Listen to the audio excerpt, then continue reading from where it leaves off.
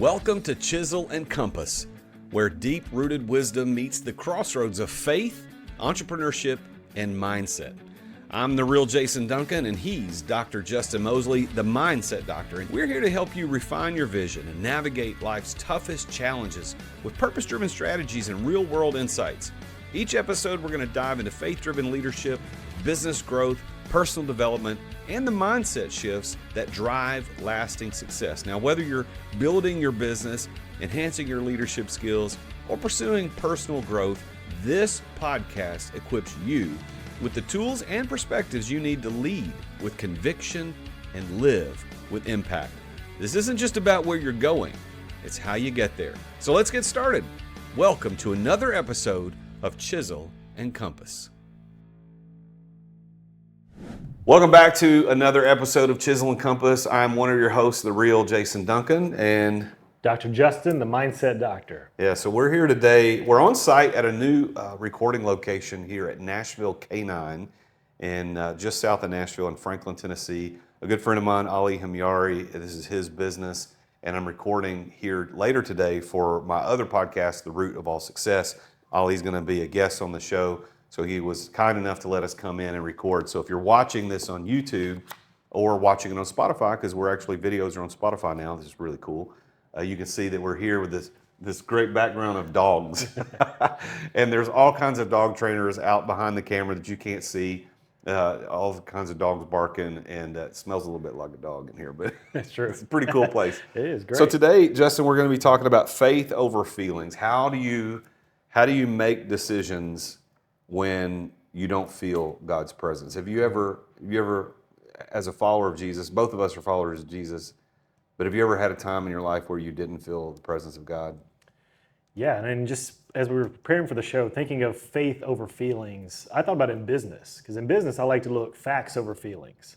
Because a lot of times in business, like things can feel like they're going well. Hey, we had a great month, we closed some deals, but if we didn't actually look and be like, man, look at how much we actually spent this month, that's where you have to look at the facts. What are the facts over the feelings? But then I think the faith trumps it all, because sometimes the facts or the feelings they're like, something's off here. Like, it looks like logically, here's the facts, it should go this way, I even feel this, but man, God's just kind of calling me over here to have faith in this.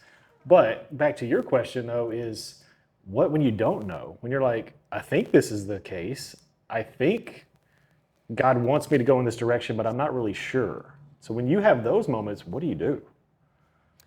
Well, that's what we're going to talk about. Yeah. We're going to explore, what do we do? How do we move forward when our emotions are all over the place, when we don't know what's happening? I had a conversation recently with somebody who is a follower of Jesus, but his life is in what he considers to be turmoil. It's not what he wants. He goes, I want to live a different life. I don't want to live this life. I want to be somebody different. And that is a story that is all too often repeated for people who don't sense or feel God's presence. Now, some of that is because we're not looking for it. We just simply aren't looking for it at all. Yeah. Other times maybe we are looking for it, but there's just a dry season. I remember, a couple of years ago going through a pretty dark time from a business perspective. Personally, one of my businesses, I had to end up shutting down unexpectedly and through no fault of, I can't say no fault of my own. Obviously, I contributed a portion to that, but through no direct fault of my own.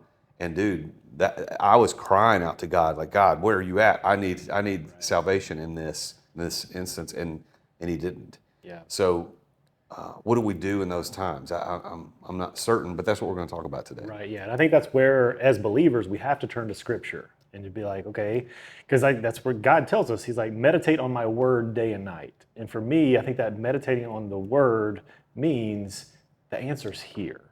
And sometimes the answer is not like, hey, this is what you need. This isn't what you should take in your business, but this is how someone else handled this story. Because before the show, we were talking about Joseph and what Joseph went through.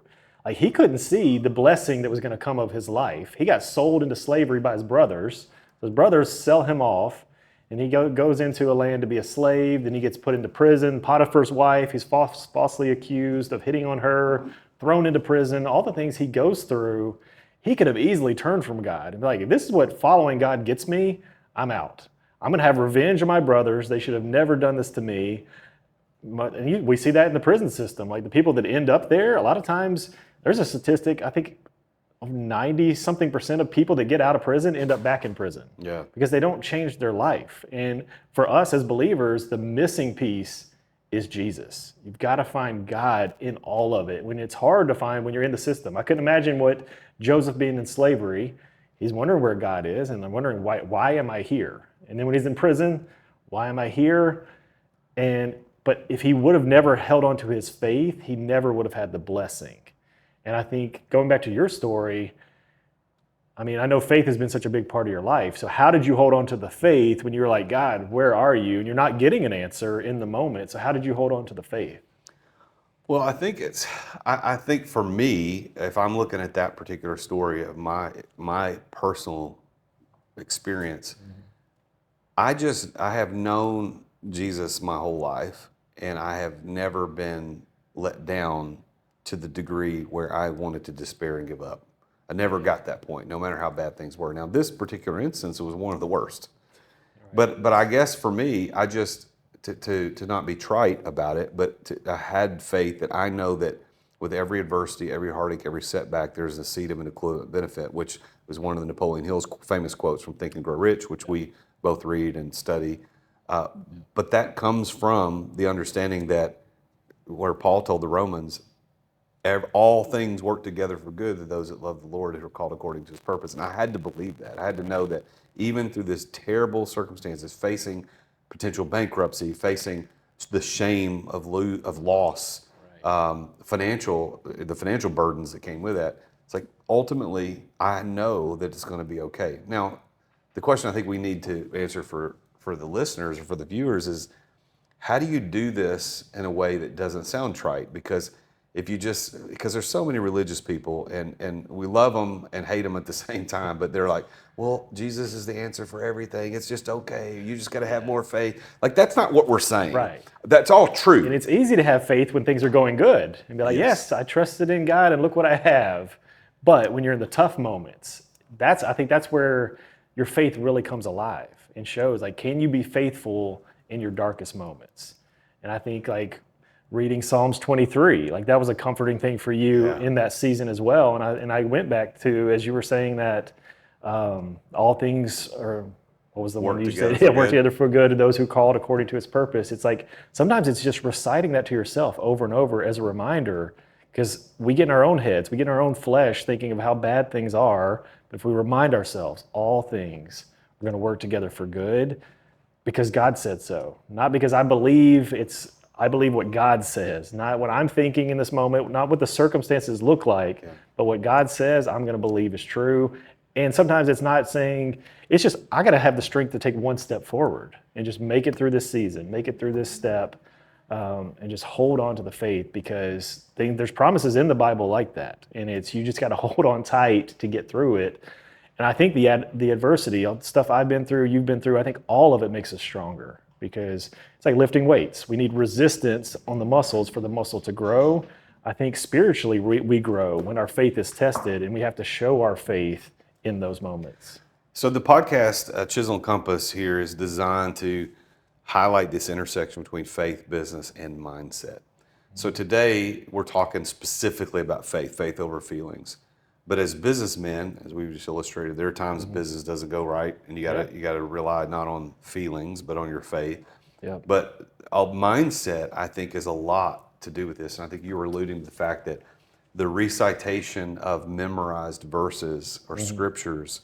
I think about, when I was a kid, there were certain verses you had to memorize. 1 Thessalonians 5:17 was the first one I ever memorized. Pray without ceasing. 3 words. It's easy. Easy to remember. I picked one because the Sunday school teacher's like, you got to memorize something, pick one. Yeah. And somebody already got Jesus wept. So I was like, that's what my dad memorized when he was younger. Jesus wept. Easy. So I had to pick another 3-word one and pray without ceasing.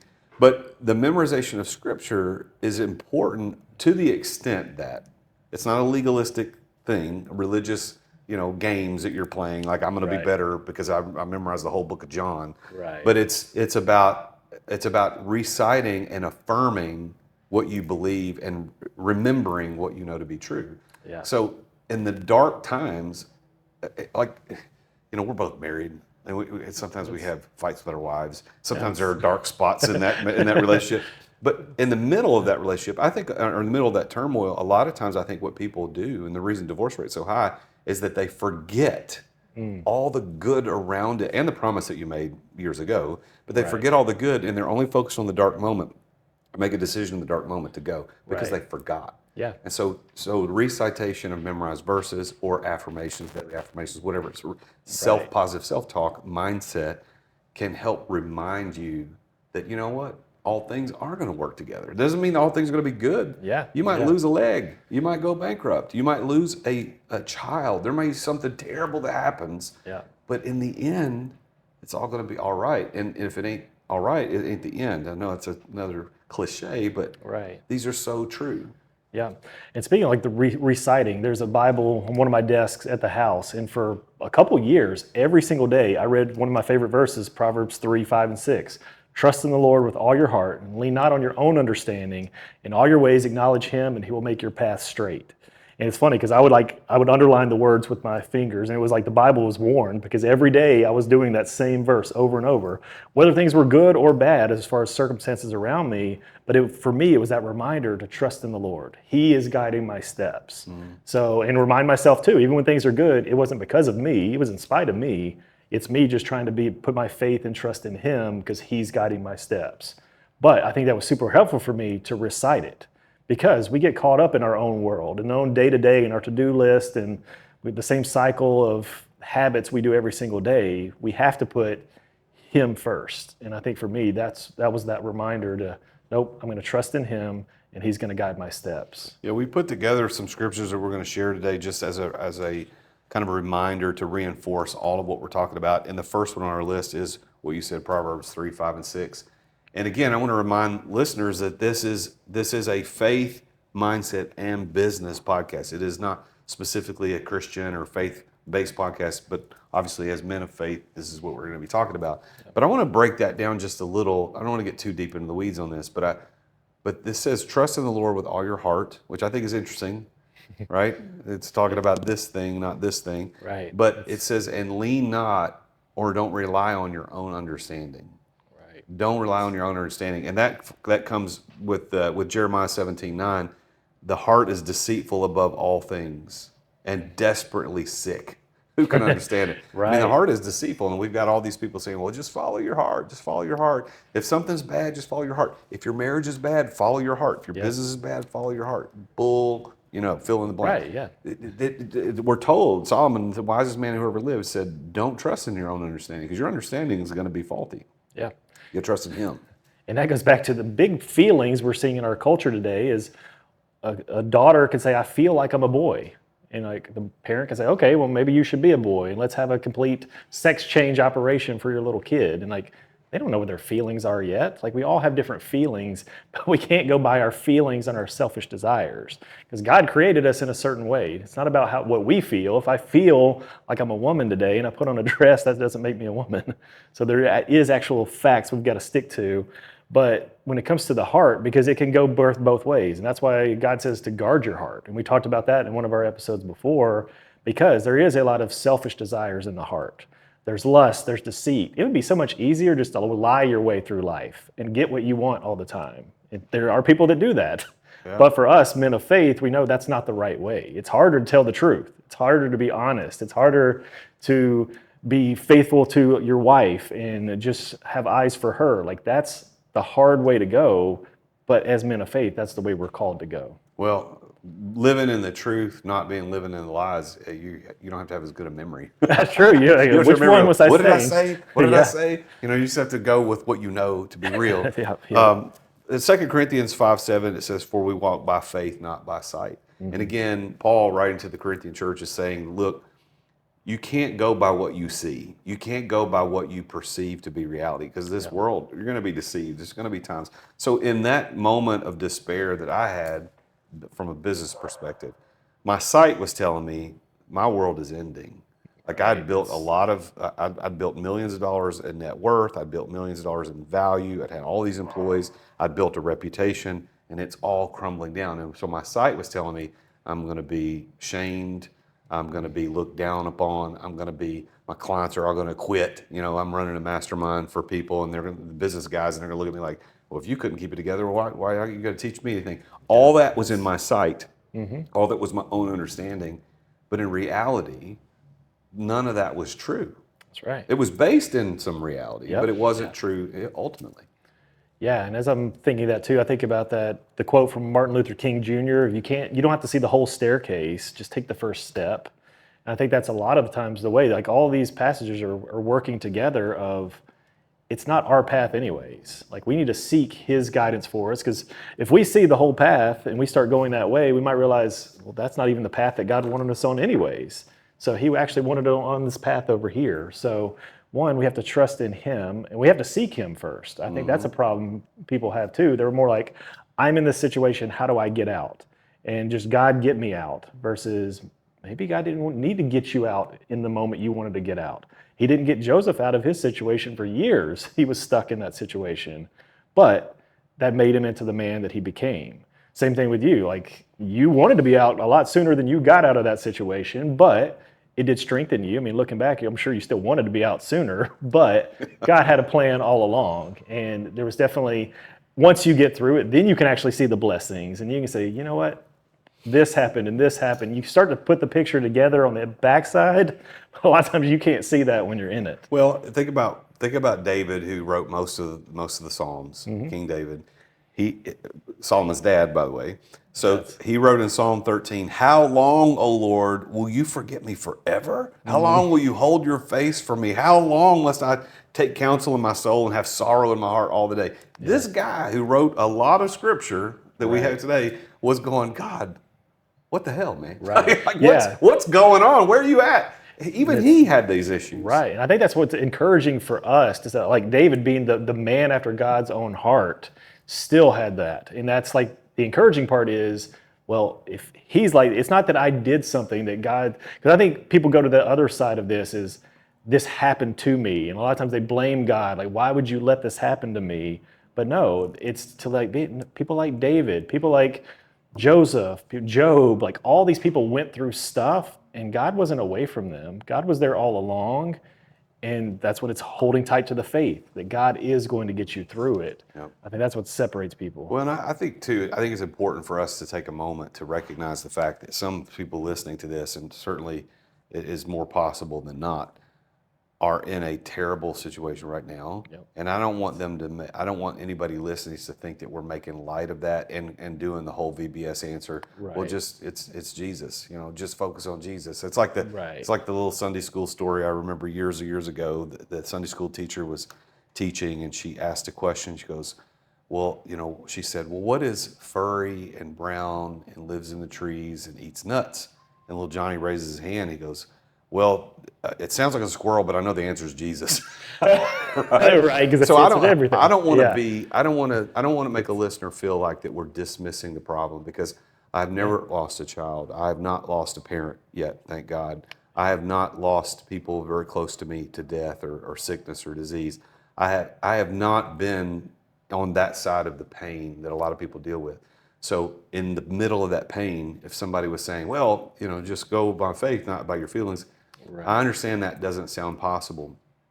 So I would say to them, look, I'm sensitive to that, and I understand, but here's what I think this all goes back to, is that what you said in Proverbs 3, 5, and 6 is, lean not on your own understanding. You got to trust in him. He's going to direct your path. So God, our creator, cannot be comprehended by human minds. So I'm not saying that he does, but please don't misunderstand. But the bad stuff that happens in our life, I'm not saying he does that, but sometimes those things happen and there is a reason for it. Right. We will not understand it until later. I'm not saying God causes kids to die, causes cancer. I'm not very, very clear. For sure. But in the middle of that crap, sometimes there's no way in the middle you can have the perspective that, hey, and ultimately it's going to be all right. Right. But in the times you have to strengthen your mindset, to remember that it ultimately is going to be, it'll help you get through the tough times.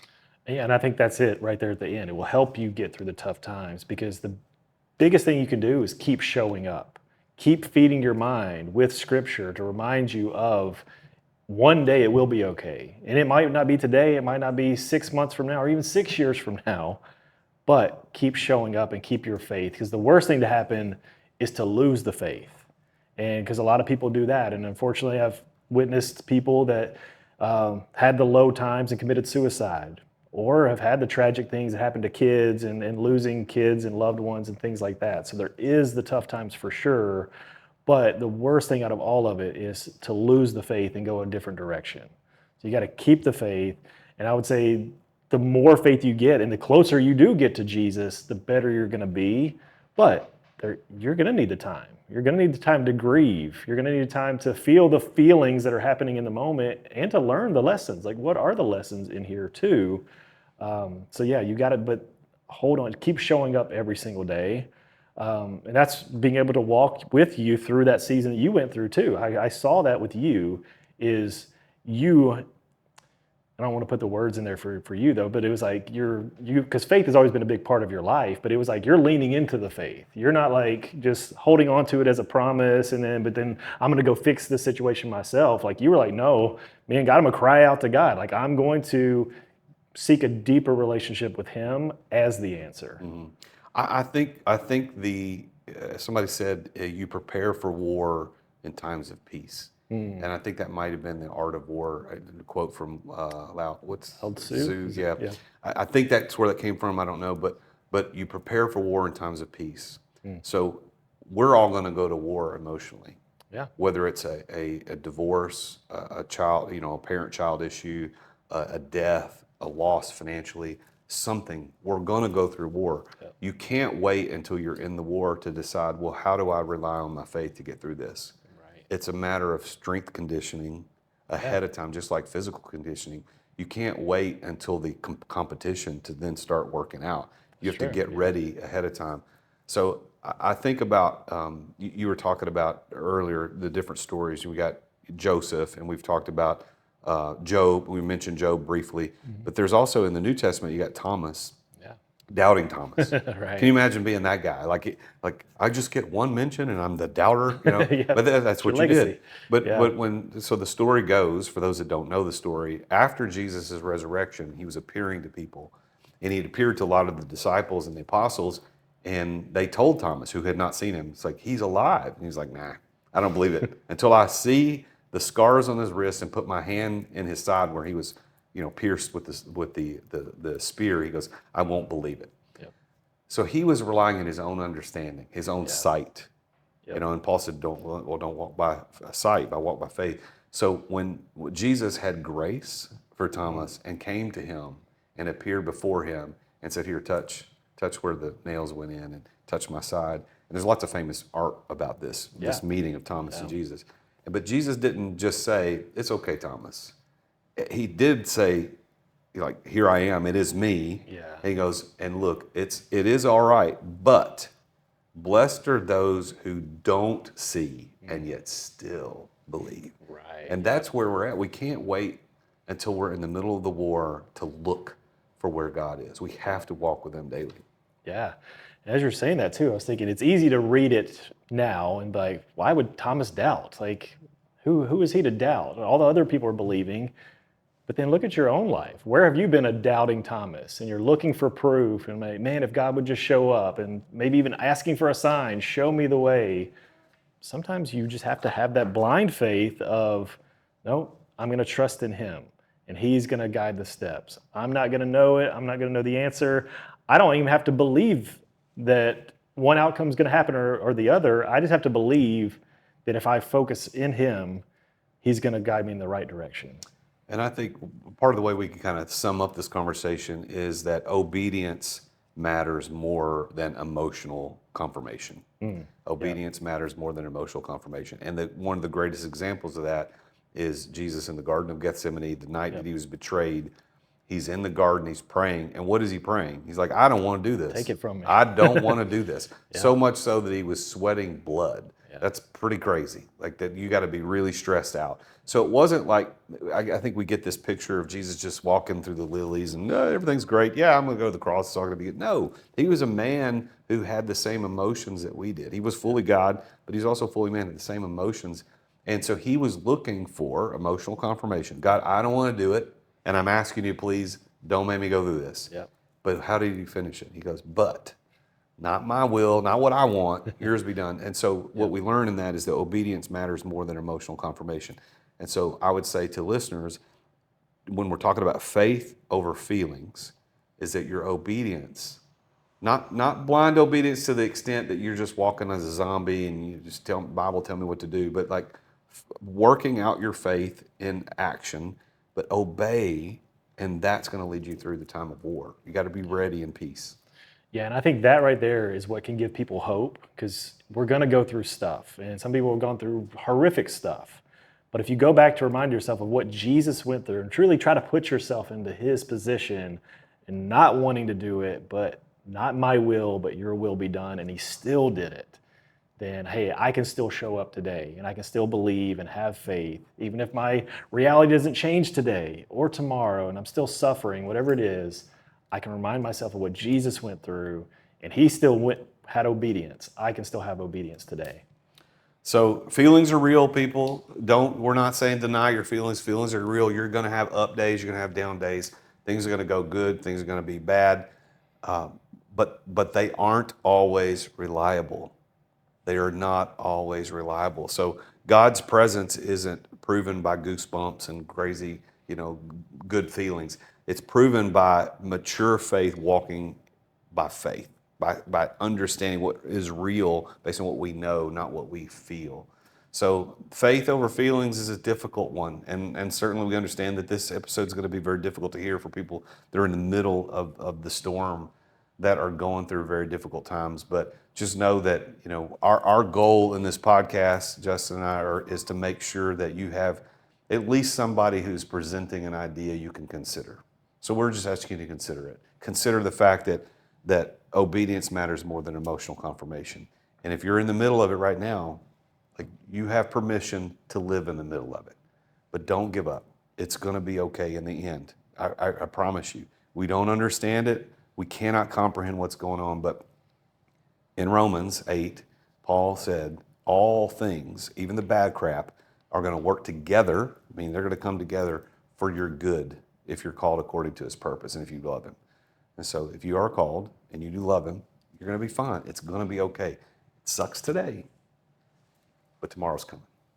And if you're listening too, and you're like, I don't know what all this means to follow Christ or have that relationship, reach out to us too. We'd love to support you in that way as well. So, Justin, how do people follow you on Instagram? Yep, Instagram at Dr. Justin Moseley or drjustinmoseley.com. And you can follow me at The Real Jason Duncan. If you just Google The Real Jason Duncan, you're going to find me. You can listen to the Chisel Compass podcast right here on your favorite podcast player, YouTube, Spotify, wherever you listen to your podcast. You can also go to chiselandcompass.com and read the show notes and get more information, and you can email or get in touch with us directly. But thank you for tuning in this week for this episode. Tune in again next week when we're going to talk about another topic where mindset, faith, and business collide. And hope you'll join us then. As always, he is the Mindset Doctor, Dr. Justin Moseley. I am the real Jason Duncan, and Jesus is King. That's a wrap on Chisel and Compass for today. For show notes, resources, and more, hit up chiselandcompass.com and follow us on social media. You can find me at The Real Jason Duncan, and you can find Justin at Dr. Justin Moseley. Until next time, keep your chisel sharp, your compass true, and never stop building what matters. This is Chisel and Compass.